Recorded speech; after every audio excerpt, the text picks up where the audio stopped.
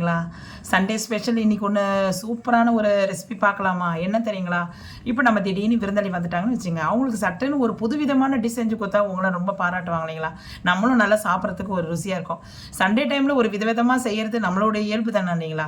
அந்த விதத்தில் வந்து நான் ஒன்று செய்ய போகிறேன் ஃப்ரெண்ட்ஸ். என்ன தெரியுங்களா? இந்த மாதிரி பாலக்கீரை எடுத்துக்கோங்க. பாலக்கீரை இருக்கு இல்லைங்களா? இந்த மாதிரி பாலக்கீரை எடுத்துக்கோங்க. இதுக்கு வந்து இந்த பாலக்கீரை வச்சு இது வந்து உருளைக்கிழங்கு வந்துட்டு நான் வேக வச்சு வச்சுருக்கிறேன். உருளைக்கிழங்கு வந்து ஸ்டஃபிங் வச்சு நம்ம ஒரு பாலக்கீரை டிஷ்ஷு செய்யலாம். அது என்ன டிஷ்ஷுன்னு சொல்லிட்டு நம்ம ஸ்டெப் அண்ட் ஸ்டெப்பாக நம்ம பார்க்கலாம் ஃப்ரெண்ட்ஸ். இதுக்கு தேவையான பொருளை பார்த்துக்கலாங்களா? சின்ன வெங்காயம் ஒரு 4-5 அரிஞ்சு வச்சுருக்கோம் ஃப்ரெண்ட்ஸ். ஒரே ஒரு பச்சை மிளகாய் போட்டுக்கோங்க. அப்புறம் வந்து நம்ம ஸ்டஃபிங்க்கு நம்ம செய்யறதுக்கு வந்து நம்ம வானலில் வந்து கொஞ்சம் நம்ம வந்து மிளகாத்தூள் போடுவோம். அதுக்கு தகுந்த மாதிரி குழந்தைங்க சாப்பிட்றதா மிளகாத்தூள் இது போடுறதுக்கு பதிலாக இது சில்லியை வந்து அவாய்ட் பண்ணிவிடுங்க. அப்புறம் கொஞ்சோண்டு கருவேப்பிலை, கொஞ்சோண்டு வந்து நம்ம கொத்தமல்லி இதுதான் நமக்கு தேவையான பொருள். இது எப்படி செய்யலாம்னு சொல்லிட்டு என்னென்ன பொருள் வேணும்னு சொல்லிட்டு இப்போ நம்ம அப்படியே ஒன் பை ஒன்னாக பார்க்கலாம் ஃப்ரெண்ட்ஸ். இப்போ முதல்ல ஒரு கிண்ணத்தில் வந்து இப்போ நம்ம பாயில் பண்ணி வச்சிருந்த இது பொட்டேட்டோ இருக்கு இல்லைங்களா? அதை வந்து நம்ம வந்து மேஷ் பண்ணிக்கலாம். ஓகே ஃப்ரெண்ட்ஸ், இப்போ நல்லா மாவு மாதிரி மசிச்சாச்சு. இப்போ நம்ம வந்து எப்படி வந்து நம்ம வந்து ஸ்டஃபிங் வந்து நம்ம செய்யலான்னு சொல்லிட்டு இப்போ பார்க்கலாம் ஃப்ரெண்ட்ஸ். இப்போ நல்லா மாவாக மசிஞ்சாச்சு. இப்போ நம்ம எடுத்துடலாம், அவ்வளோதான். இப்போ வந்து ஸ்டஃபிங் செய்யறதுக்கு ரெடி பண்ணிக்கலாம் ஃப்ரெண்ட்ஸ். இப்போ வந்து ஒரு வானலை வச்சுக்கோங்க. வானலில் வந்து கொஞ்சோண்டு லைட்டாக எண்ணெய் விட்டுக்குங்க, ஆயில் விட்டுக்குங்க. எண்ணெய் காஞ்சிடுச்சு. இப்போ நம்ம வந்து ஒரே ஒரு வெங்காயம் அரிஞ்சு வச்சோம் இல்லைங்களா? 2 வெங்காயம், அதையும் பச்சை மிளகாவையும் போட்டுக்கலாம். கொஞ்சம் நல்லா வதக்கட்டும் ஃப்ரெண்ட்ஸ். இப்போ இதில் வந்து கருவேப்பிலை போட்டுக்கலாம் ஃப்ரெண்ட்ஸ். இது சேர்த்து நல்லா வதக்கட்டும். கொஞ்சோண்டு சால்ட்டு போட்டுக்கோங்க ஃப்ரெண்ட்ஸ். தேவையான அளவு போட்டுக்கோங்க, உங்களுக்கு தேவையான அளவு. இப்போ வந்து உருளைக்கிழங்கு போட்டுக்கலாம். நம்ம மசிச்சு வச்சுருக்கோம் இல்லைங்களா? அதை அப்படியே போட்டுக்கோங்க. இதில் வந்து இப்போ மசாலா ஐட்டம் சேர்த்துக்கலாம் ஃப்ரெண்ட்ஸ். இதில் வந்து கொஞ்சோண்டு மஞ்சத்தூள், இதில் வந்து கொஞ்சோண்டு வந்து வெறும் மிளகாத்தூள் சேர்த்துக்கோங்க ஃப்ரெண்ட்ஸ். ரொம்ப வேண்டாம், ஆல்ரெடி வந்து நம்ம பச்சை மிளகா போட்டிருக்கோம். கொஞ்சம் போட்டுக்கோங்க.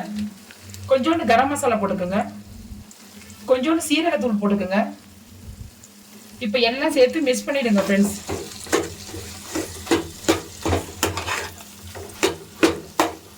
தண்ணியெல்லாம் எதுவும் ஊற்ற வேண்டாம், அப்படியே நீங்கள் மிக்ஸ் பண்ணிவிடுங்க. எல்லாமே இதில் வந்து நல்லா மிக்ஸ் ஆகட்டும்.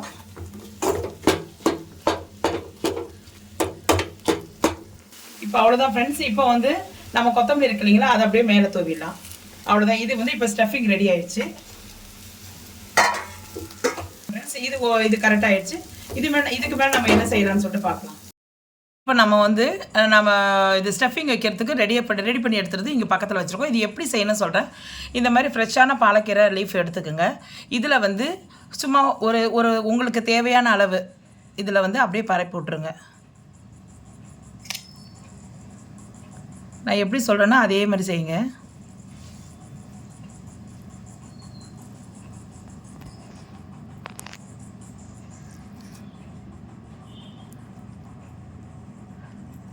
அப்படியே ஃபுல்லாக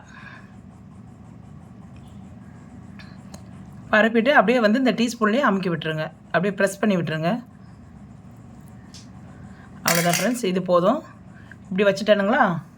அப்படியே வெத்தலை மாதிரி இருக்குது பாருங்கள். அப்படியே இன்னொரு லீஃபை எடுத்து அப்படியே மூடிடுங்க. இதை பாருங்கள், அப்படியே எடுத்து மூடிடுங்க. கொஞ்சம் இது இப்படி வந்துச்சுன்னா விட்டுருங்க, எடுத்துருங்க, அவ்வளோதான், ஒன்றும் பிரச்சனை இல்லை. இது உள்ளே இருக்கிறது மட்டும் அப்படியே இருக்கட்டும். இதை பாருங்கள். இப்போ நம்ம வந்து கடலை மாவில் தான் போட்டு துவட்டி, கடலை மாவில் நம்ம இது பண்ணி அப்ளை பண்ணி அப்படியே பண்ணி நம்ம வந்து எண்ணெயில் போட போகிறோம். அப்போ இது கரெக்டாகிடும். இதை பாருங்கள், இதே மாதிரி நம்ம எல்லாத்தையும் இன்னொன்று நான் உங்களுக்கு காட்டுறேன். நான் இது அப்படியே ஒரு தட்டில் எடுத்து வச்சுருங்க, தனியாக எடுத்து வச்சுருங்க. பாருங்கள், இந்த மாதிரி எடுத்துக்கோங்க. உங்களுக்கு தேவையான அளவு வச்சா போதும் ஃப்ரெண்ட்ஸ். நிறையா வைக்கணும்னு இல்லை, அந்த இலைக்கு ஏற்ற மாதிரி நம்ம வாயில் சாப்பிடும் போது அது நல்லாயிருக்கும். இது ஸ்டஃபிங்கோடு சாப்பிடும் போது நல்லா கொஞ்சம் நம்ம உருளைக்கிழங்கு பஜ்ஜி இதெல்லாம் போண்டாலாம் இருக்கும் இல்லைங்களா? அதெல்லாம் வச்சு சாப்பிட்ற மாதிரி இருக்கும். அப்படியே வந்து இதை வச்சு மூடிடுங்க. ஆனால் வந்து நம்ம வந்து நம்ம வைக்கிறது வந்து இலை வந்து நல்லா ஃப்ரெஷ்ஷாக இருக்கணும் ஃப்ரெண்ட்ஸ். பாலக்கீரை நல்லா கொஞ்சம் இதாக இருக்கக்கூடாது, கொஞ்சம் வாடி போய் வதங்கி போயிருக்கக்கூடாது. அதுக்கு தகுந்த மாதிரி பார்த்துக்குங்க. அப்படியே இந்த ஓரெல்லாம் அப்படியே வந்து இப்படி கையாலே அழுத்தி விட்ருங்க. அது சூடுக்கு அதுக்கும் அப்படியே நம்ம ஒட்டிக்கும். இந்த பாருங்கள், தெரியுதுங்களா? இதே மாதிரி நம்ம எல்லாத்தையும் பண்ணி உங்களுக்கு நான் எண்ணெயில் போட்டு பொரிச்சு காட்டுறேன். இப்போ பாருங்கள், நம்ம இலையிலலாம் வந்து நம்ம வந்து ஸ்டஃபிங் வச்சு இதை பாருங்கள் எப்படி வச்சுட்டோம் பாருங்கள். அதை பாருங்கள், இதே மாதிரி நம்ம எல்லாத்தையும் நம்ம வந்து இதே மாதிரி நம்ம எடுத்து வச்சிடலாம். நம்ம இது பிரிஞ்சு வராது ஃப்ரெண்ட்ஸ். இதை பாருங்கள், எல்லாம் ஒட்டிக்கிச்சு பாருங்கள், இந்த சைடெல்லாம் ஒட்டிக்கிச்சு. அவ்வளோதான். நம்ம இன்னும் நம்ம சூடோடு வச்சுருக்கோம்ல, அப்படியே நம்ம ஒட்டிக்கிச்சு. அது இதே மாதிரி நம்ம எல்லாத்தையும் வந்து இதே மாதிரி நம்ம ரெடி பண்ணி வச்சுக்கிட்டோன்னா நம்ம அப்படியே வந்து கடலை மாவில் போட்டு டிக் பண்ணி அப்படியே நம்ம எண்ணெயில் போட்டு வார்த்து எடுக்கலாம். இப்போ நம்ம வந்து கடலை மாவு எடுத்துக்கலாம். நம்ம கடலை மாவில் தான் டிக் பண்ணி நம்ம வந்து எண்ணெயில் போடணும் ஃப்ரெண்ட்ஸ். அதுக்கு முதல்ல உங்களுக்கு தேவையான அளவு கடலை மாவு எடுத்துங்க. இவ்வளோ தான் அளவுன்னு இல்லை, அந்த தேவையான அளவு வேஸ்ட்டு பண்ணாதபடிக்கு நீங்கள் எடுத்துங்க. நான் கொஞ்சம் மாவு எடுத்துருக்கிறேன், வேணும்னா நம்ம போட்டுக்கலாம். இதில் வந்து நம்ம சேர்க்க வேண்டியது வந்து நம்ம வந்து வெறும் மிளகாத்தூள் சேர்த்துக்கலாம் ஃப்ரெண்ட்ஸ். கொஞ்சம் காரத்துக்கு கொஞ்சம் சால்ட்டு சேர்த்துக்கலாம். சொல்கிறேன், கொஞ்சோண்டு வந்து பெருங்காயத்தூள் போட்டுக்கலாம் ஃப்ரெண்ட்ஸ்.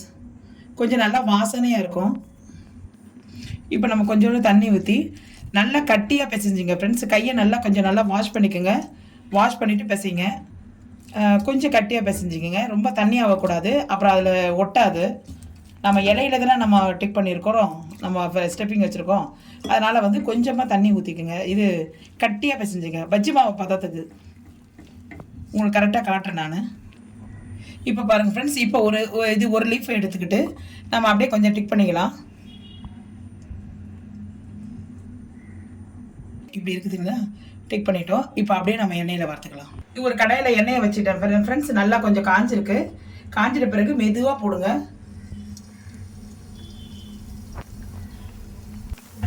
இதே மாதிரி நம்ம பாருங்கள், இப்போ இது 3வது போட்டுட்டேன். இதே மாதிரி நம்ம எல்லாத்தையும் போட்டு எடுத்துடலாம் ஃப்ரெண்ட்ஸ். இது கொஞ்சம் நல்லா வேகட்டும்.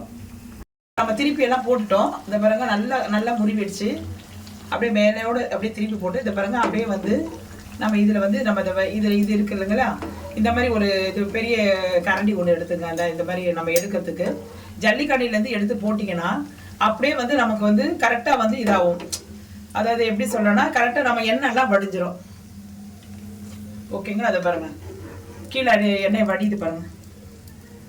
சூப்பரான வந்து இது கீரையில் வந்து நல்லபடியாக பஜ்ஜி ஒன்று போட்டுட்டு பாருங்கள்.